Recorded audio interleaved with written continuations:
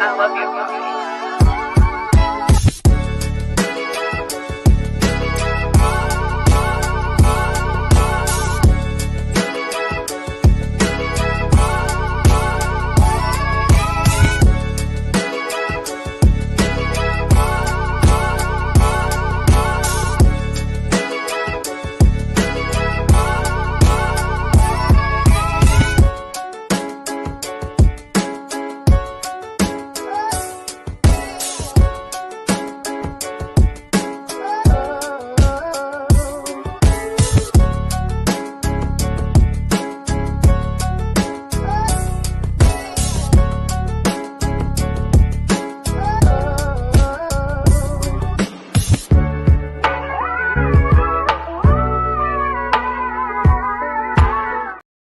What is going on, everybody? This is Mike Hughes, and you're listening to Mike on the Mic and everything Chicago sports-related podcast. Today is January 5th, 2024, which is crazy to say because the other day I think I said 2023 when I came on here. Still getting used to that, but we're back. We're better than ever. We're doing an all-shy recap today, which, by the way, I want to say I'm very, very annoyed right now because I have my personal YouTube and then I have my Mike on the Mic YouTube, and I just realized I have been going live on my personal YouTube instead of Mike on the Mic for the last 2 months. So that is something that I'm going to fix. So if you guys have been following the Mike on the Mic channel and it says I haven't made a video since Tyson Bagent was the starting quarterback of the Bears, it's because I made a switch in StreamYards and there was a whole thing. But so I do apologize for that if you haven't seen that as of late. But if you're watching this on TikTok, if you're watching this anywhere else, I appreciate you guys being here. Basically today, if you haven't been here already, an all-shy recap is basically breaking down everything Chicago sports related in the last 24 to 72 hours. Now we're going to break it down. We're going to start off with the man, the myth, the legend himself, the 18-year-old Connor Bedard of the Chicago Blackhawks makes not only his first All-Star appearance in his rookie year, but is the youngest NHL player to ever make an All-Star game, which is a huge congratulations to him.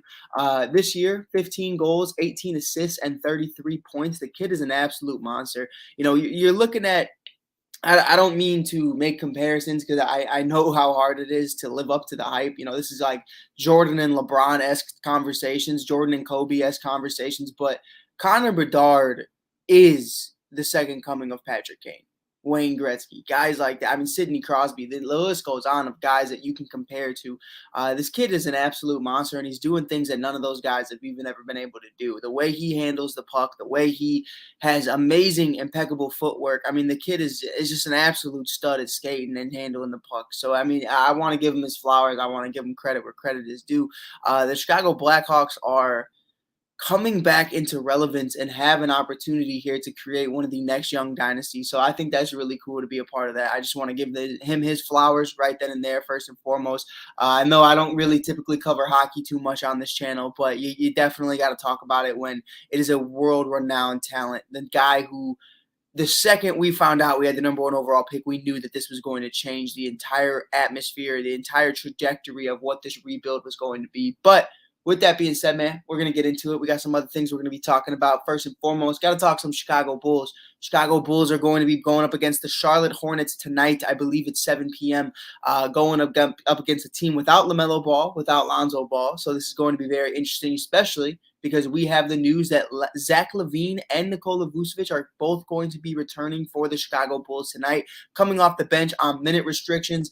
I'm not sure what we're going to exactly see. Now, we did see Andre Drummond over the last several weeks just be absolutely amazing, whether he's starting or coming off the bench. In his last 3 starts, he's had, 15 and 21 average, 21 rebounds a game. Hasn't been done since Dennis Rodman in the Chicago Bulls organization, which is crazy because I thought at least Joakim would have had a few of them. But I guess not in a row, at least not consecutively. So it was really cool to see that transpire. But with that being said, man, getting right into it, having Zach Lavine back in the fold, I'm very interested to see what happens. Adrian Wojnarowski on ESPN yesterday talked a lot about it. Did he notice, or did he take note more so about the team having so much success without him, winning 10 of their last 16 games, almost winning, 10 of 12. I mean, the team was absolutely dominating. Patrick Williams was thriving. Kobe White was thriving. Nikola Vucevic was thriving. Everybody on every cylinder, even DeMar DeRozan, was getting their shots up and getting great team quality wins. With Zach Lavine coming back into the fold, obviously coming off bench today, but presumably going back into the starting lineup as soon as possible.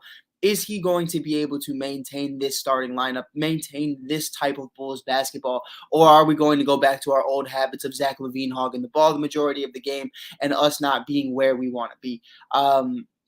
But yeah, man, it's definitely going to be interesting to see what happens. I don't know what version of Zach Lavine we're going to potentially get. It's going to be interesting. I keep saying it's going to be interesting, but really that's the only words I have for it because, I don't know where Zach's mind is right now. Obviously it's getting out of Chicago as fast as possible, but the best way to do that is to be the best version of yourself, to be you. You know what I mean? Like be you, be the best version of you, be the all-star that we paid, the max level contract that we paid you. You have to. I mean, that's really what it comes down to at the end of the day. So, did he learn from his ways, or are we going to see Bulls basketball hit another level that we haven't seen before? Can they all coexist? Can Patrick Williams, Kobe White, Nikola Vucevic, DeMar DeRozan, Zach Lavine all coexist?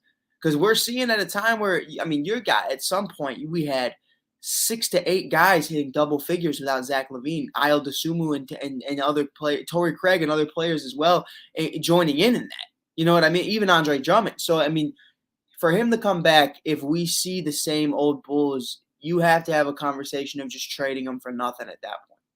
I mean, you have to. You have to. Thank you, Unc. I see that I got this for Christmas, man. I love this Wrigleyville hoodie. It's one of my favorite ones. I got the hat that goes with it, too. I just didn't have that one on today. I got my little high school hat on. But yeah, man, there's a lot that's going on, but nothing's bigger right now than Bears football. There's so many different conversations going on. I saw Kyle Brandt make a statement to Justin Fields today, which is absolutely crazy. I felt it. I felt it in my soul. He was speaking to him. He said, but yeah, it's going to be interesting to see what happens with the Chicago Bears this weekend. I completely agree with everything Kyle Brandt said. Like this is your opportunity. If you win this game, the city is yours, and no one can take that from you. I mean, at the end of the day, you have to look at that and say, it's my job to lose. And on top of that, you look at Luke Getsy, like, dude, you already lost it. Job's gone. You know what I mean? So there's not much else I could say about that.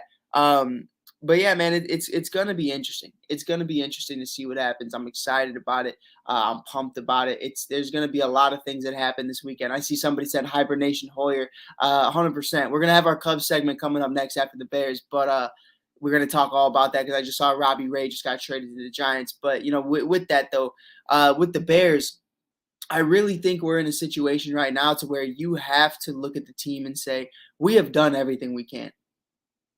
We have done every single thing we can. We talked about the second half of the season. You want to see progression. You want to see positive things. We lead the league in interceptions. We are the number one run-stopping defense. You have every single defensive category checked off for the most part. Maybe you add another pass rusher if Yannick decides to leave the team at the end of the year.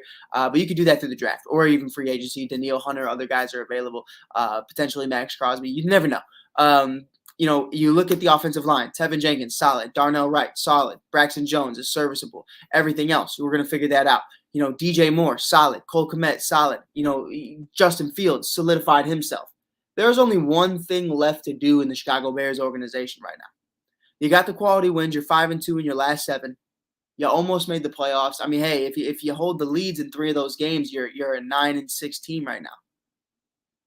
So let that sink in. You know what I mean? If you beat Green Bay week 1, you're a 10-5 team right now, or something, 10-6 team right now. Like, it's really that easy to say that this season could have went 100 different ways and all of them would have been positive. We just unfortunately had the short end of the stick, which led us to not only the number 1 overall pick, but the number 10 overall pick as well. So I'm not too upset about it. But the last thing this team needs to do is beat Green Bay.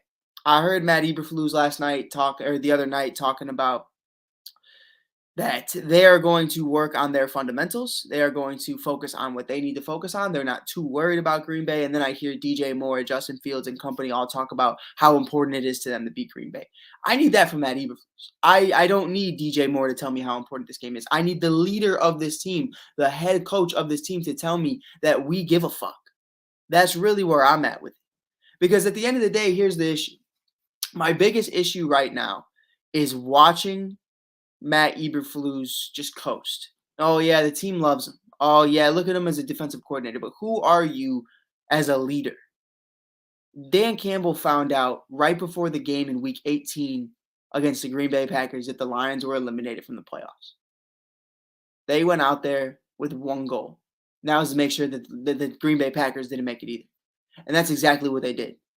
They were eliminated the same day the Green Bay Packers were, but they made sure that they went hand in hand. And the Bears are in the same situation.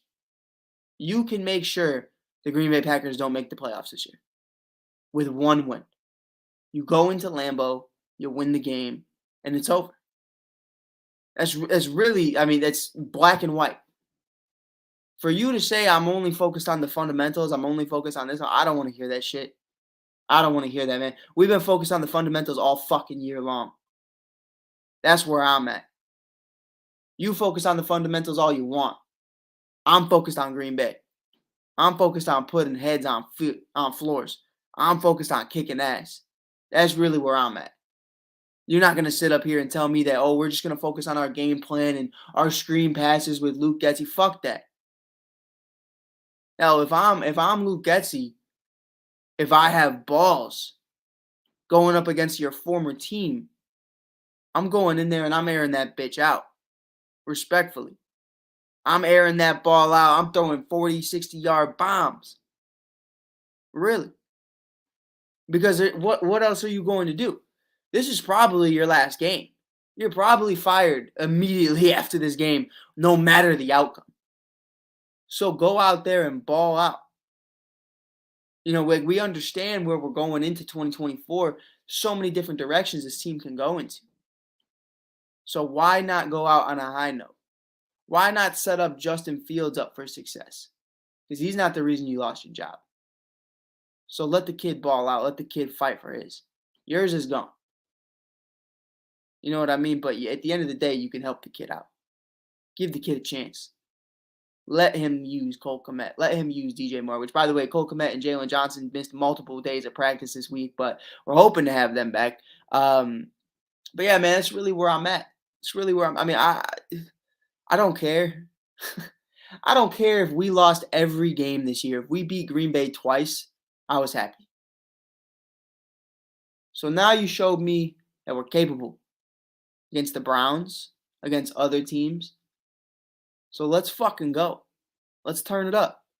Because, I mean, at the end of the day, I'm not trying to sit up here and give you a motivational speech, give you a TED Talk. I'm just talking about the things that we should already know. Comment section says, JF1's my quarterback. Okay, so I know who my quarterback is. I know who my defense is. I know who DJ Moore, Cole Kmet, and Tevin Jenkins and Darnell Wright are. What I don't know is, can we beat Green Bay? So show it to us. Show us that the tide is changing. Show us that, holy shit, the world is revolving on an atlas.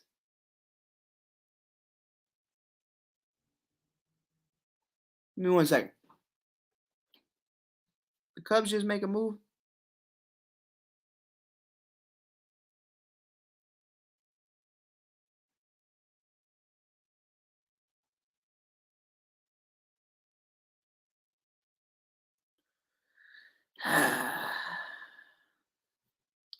No, they did not.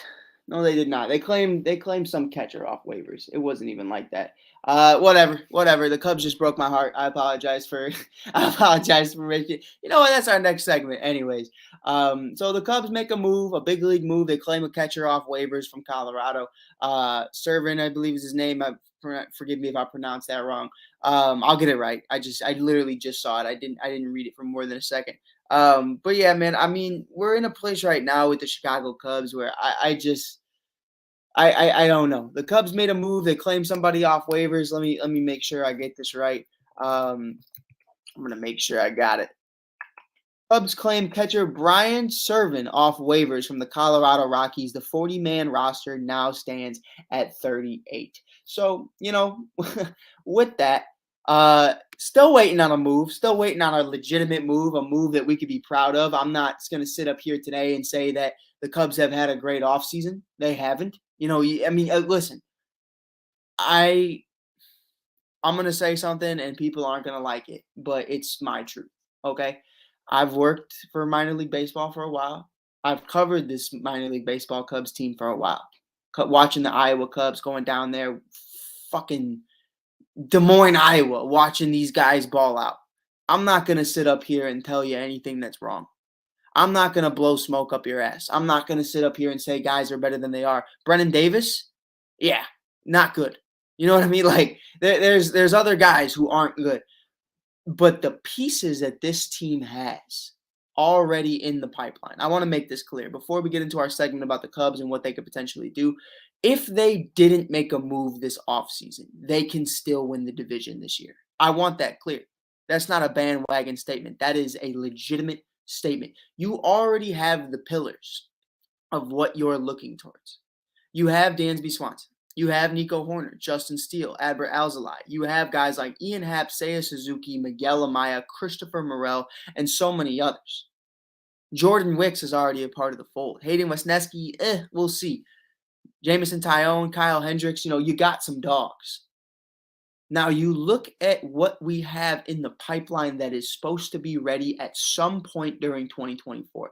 Kevin Alcantara, PCA, guys like Cade Horton, Ben Brown, Jordan Wicks, James Triantos, Matt Mervis. We got dogs on the way. Moises Balestros. People don't even talk about him. You like Miguel Amaya, wait till you see Balestros. Monsters. The guy's got some dogs. You bring Craig Counsell into that fold, I promise you not only guys like Christopher Morel can hit 35 to 40 homers a year, but guys like PCA are actually utilized correctly. Guys like Kevin Alcantara actually get an opportunity.